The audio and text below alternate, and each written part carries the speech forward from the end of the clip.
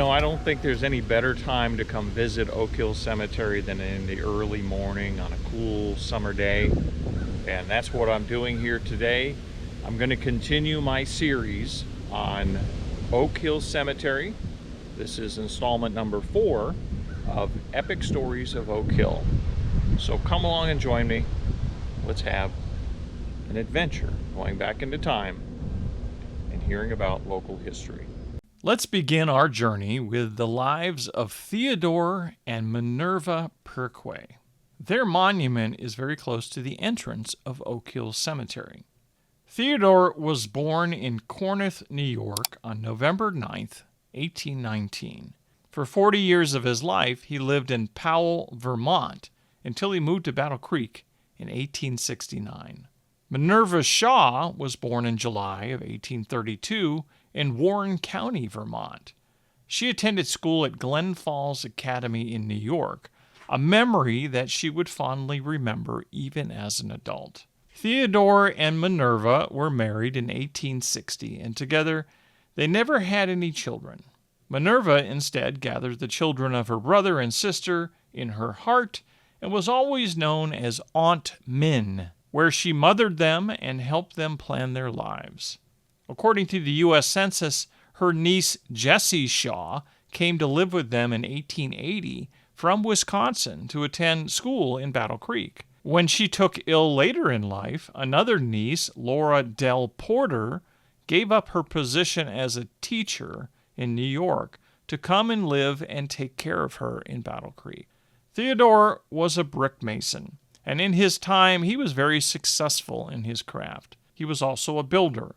He was best known for having built the Buckley Block in Battle Creek. Theodore passed away in October of 1881. He had been away on business in Elgin, Illinois, when he took ill.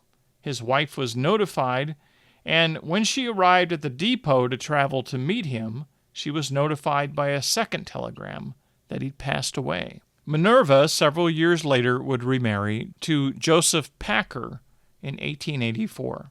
Joseph passed away in 1911 at the age of 85. Minerva passed away 2 years later at the age of 81. She was buried next to Theodore. Victory Phelps Collier, better known as V.P. Collier, was born in Victor, Ontario County, New York, on April 25, 1820. He received his early education in the common schools of Victor, after which he attended Genesee Wesleyan Seminary in Lima, New York.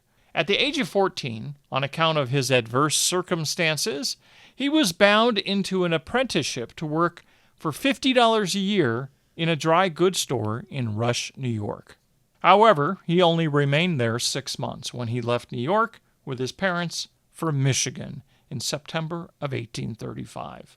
They traveled by way of Buffalo on the Erie Canal and then took a steamer to Detroit, a 5-day journey. From Detroit, they traveled 10 days by ox team to Battle Creek, arriving on October 16, 1835. In the latter part of November, with 2 yoke of oxen, the use of one he obtained by trading a barrel of salt, V.P. Collier returned to Detroit for a load of household goods, which he brought back in December. That journey was tough on him, and even though he was very young, he never fully recovered from the injury to his health that he experienced with the cold and the stormy weather and the bad roads at that time of year. Initially, his father had purchased a piece of land 4 miles south of Battle Creek, but they sold that in 1837 and moved to a log house that stood off Main Street in the village of Battle Creek. A short while after that, they purchased land in Berry County in Johnstown Township. In order to get there, they had to follow the Indian trails as there were no roads at that time. It was all wilderness with no white inhabitants. Mr. Collier's family was the first to settle in the township and remained there until 1847. During his time there, V.P. Collier worked in the woods and was almost entirely isolated from society. At the age of 20, he was solicited to teach school, and at first he had misgivings about taking the job, but ultimately assumed the responsibility. He taught during the winter months and was so successful that he remained for 2 more consecutive winters teaching school. In 1842, he was elected sheriff of Berry County and served 1 term. He was also elected school inspector and town clerk. In September of 1847, at the age of 27, he left home with $2 in his pocket and went to Battle Creek. In 1849, he married Minerva Pugh, and together they would have 5 children. Minerva passed away in 1861. While in Battle Creek, he engaged for $10 a month as a salesman in the store of H. Marie and Company. In 1849, the store dissolved the partnership, and V.P. Collier managed the business along with a partner, Mr. Wallace. In 1855, Wallace disposed of his interest, and then the firm became known as Collier and Coy. V.P. Collier then became sick and sold his share back to Mr. Coy. After he recovered, he returned and bought out Mr. Coy, and the firm continued until 1858, when on account of poor health again, Mr. Collier retired from the business. Feeling better by 1861, he entered the hardware store business and continued that business for 15 years. In 1864, he was elected as a state senator and became chairman of the Finance Committee. He was reelected again in 1866. He was also alderman for the 4th Ward in Battle Creek during the first 4 years after its organization as a city. He was elected mayor in 1875 and served 1 term. During the Civil War, he was appointed agent to raise the means for filling the quota of troops for Battle Creek. In 1866, he remarried Mary Fitzgerald, and together they would have 1 son. He was a member of the Republican State Central Committee for several years, and then in 1870 he was elected state treasurer and was reelected again in 1872. And in 1875 he was appointed minister to the Netherlands by President Ulysses S. Grant, but he declined to accept the office. In 1877 he was elected as regent for the State University in Ann Arbor. In August of that same year, he resigned due to poor health. He was later appointed by Governor Baldwin as one of the inspectors of the Jackson State Prison, and he accepted that position, and he served in it honorably for many years. V.P. Collier is one of the few in public service of his time that served in many different roles at the city, county, and state levels. He was admired by people who knew and worked with him all over Michigan as a capable and able man. In 1867, he became president of the First National Bank in Battle Creek and held that position until he died. That bank, during its time, grew to become one of the leading institutions of its kind in the state. His second wife, Mary, passed away in June of 1897. Victory Phelps Collier passed away almost exactly 1 year later in June of 1898 at the age of 79. He's buried in the same plot as Minerva and Mary at Oak Hill Cemetery. The next story we're going to look at is that of Arilla D. Ordway, a well-known architect in Battle Creek.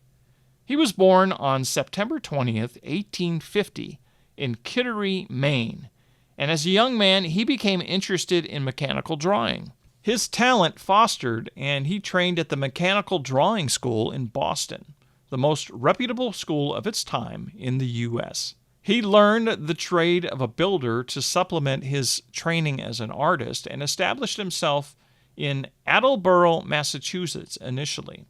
He remained there only a short time, however, and then got the fever to head west and continued his trade in Illinois and in Iowa. He came to Battle Creek in 1876 after hearing about the city's growth and advantages when he was 26 years old. At that time, the city had a population of just 6,000 residents. In 1882, he married Miss Sarah Prime. Together, they would have 4 children, 3 sons and a daughter. He took an active interest in the city's growth as an architect and ultimately designed over 200 buildings in Battle Creek, continuing his trade as a builder. Many of the buildings he designed were considered the best in the business district, After a time, he discontinued his role as a builder and solidified himself into the role of an architect and designer. Among some of the buildings he designed were the Phoenix Block, the Tacoma Block, and several of the local school buildings, including the Jefferson Street School. He also designed Robert Binder's Meat Market building and many alterations on existing buildings in the area.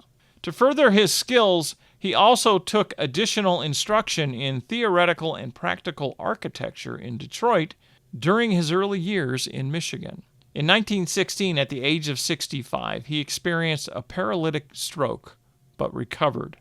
4 months later, he was walking downtown with his son-in-law, and he felt out of breath. They returned to his home, and he began to feel a little bit better. However, the recovery was brief, and he passed away later that same evening.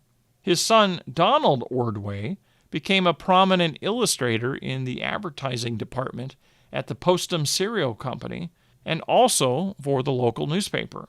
Here he is pictured with his family riding horses in 1929 on their family Christmas card.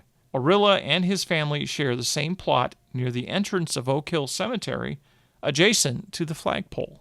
Charles John Argubright was born in Lynn County, Iowa, in 1871. He was the son of John T. and Louis Argubright. Here he is pictured in the top left with his parents and siblings. He completed his education and supplementary work in Iowa schools and academies before accepting a position as a traveling and editorial representative of the Ellis Publishing Company in Battle Creek. A year before he left Iowa, he married Miss Mary Daly of Port Byron, Illinois, in 1896. It was not long after his arrival in Battle Creek that Mr. Argubright took over the Krug Business College, becoming the head of the school in 1898. Within a few weeks, he effectively reorganized the entire school and changed the name to the Michigan Business and Normal School, which it held for 30 years in the Battle Creek area.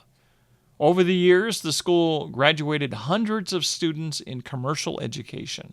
Along with his duties in the school, he also became president of the Michigan Private Schools Association. He was active in the city and considered a public-spirited citizen. He was involved in many civic projects and was affiliated with the Knights of Pythias. In 1929, he'd been very active and spoken to over 40 different high schools in Michigan, urging students to train in business education following their high school. One morning in December, he was sitting at his desk on a phone call and had a stroke. His secretary came into his office to notify him of another call on hold as he'd not answered her, and she found him. She immediately called for a doctor, but it was too late. It was never discovered who he'd been talking to on the telephone when he passed away. He was 58 years old. The final story in this collection will be a very special minister whose impact on the community of Battle Creek perhaps set records that few will ever break.